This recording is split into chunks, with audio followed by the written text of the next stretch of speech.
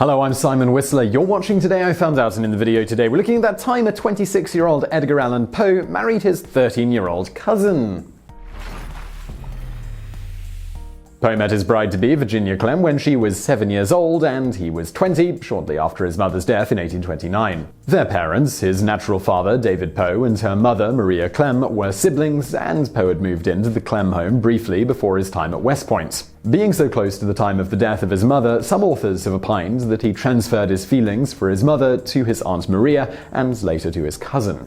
Regardless, it appears that Poe and Virginia quickly became friends, and she even helped him woo one of her neighbors, Maria Devereux. It is reported that at one point, Virginia obtained a lock of Devereux's hair and gave it to Poe. That fell through though, and at some point, Poe's amorous eye turned to Virginia. By 1835, people noticed his interest in the young girl. In fact, Virginia's half-sister's husband, Nielsen Poe, had even offered to take her in and have her educated in an attempt to prevent the girl's marriage at such a young age. Outraged and fearing he would lose the pubescent love of his life, in August of 1835, Poe offered to take in and provide for Virginia's mother and the remainder of the family in exchange for the marriage. His arguments and ardor must have prevailed because Poe appears to have privately married Virginia on September 22, 1835, when he was 26 and she was 13, though the marriage certificate listed her as 21.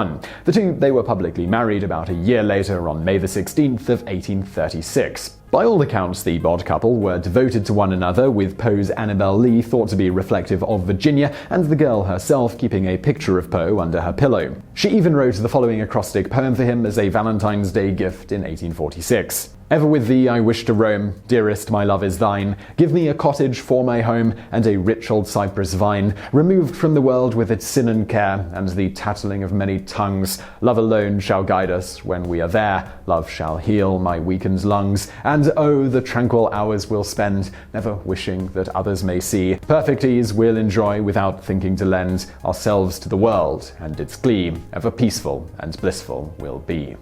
That said, Poe apparently had a wandering eye, and at one point it landed on Francis Sargent Osgood. The two exchanged letters that, at the very least, expressed an interest. This was poorly received by a third lady, Elizabeth F. Ellett, who seemingly had a crush on Poe and made a fuss. A scandal ensued that involved allegations of indiscretions, and ultimately to rumors that Poe was subject to acts of lunacy. Beginning in 1842, Virginia had developed tuberculosis, then known as consumption. Her health progressively worsened, and by early 1846, she had told a friend, "I know I shall die soon. I know I can't get well, but I want to be as happy as possible and make Edgar happy."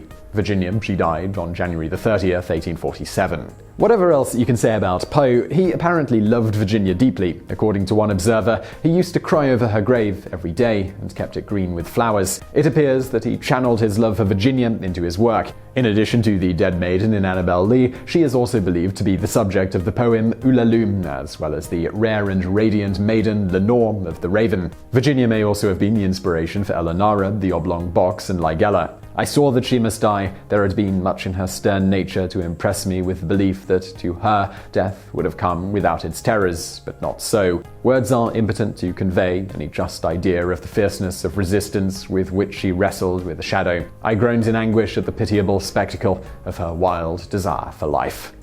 And now for a bonus fact. Although many people believe that girls as young as 13 commonly married in the 18th and 19th centuries, this is not the case. According to census microdata crunched by the University of Minnesota's IPUMS, the mean age for marriage for both women between 1821 and 1830, Virginia was born in 1822, was 22.6 years, and among those who ever got married, which was over 90% of the female population in those days, only 12.6% were married by the time they were 19. You can learn more about this in another video we made called How Do They Decide the Age When You Become an Adult? Find a link to that in the description below.